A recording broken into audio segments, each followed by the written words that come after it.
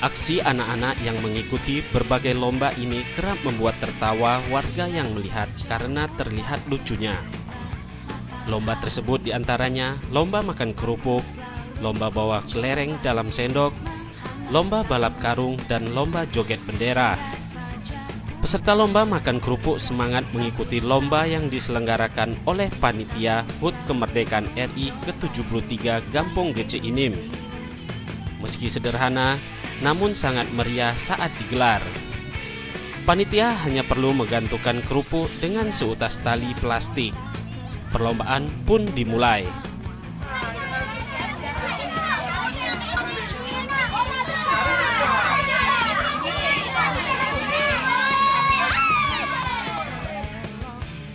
Meski sebagian anak-anak sudah sibuk dengan gadget yang dibelikan orang tuanya, saat perlombaan semacam ini mereka mau keluar rumah dan mengikuti perlombaan.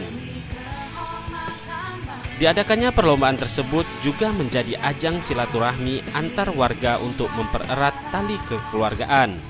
Tahun ini perayaan kemerdekaan Indonesia di Gampong Gece Inim cukup meriah. Tim Liputan Aceh TV.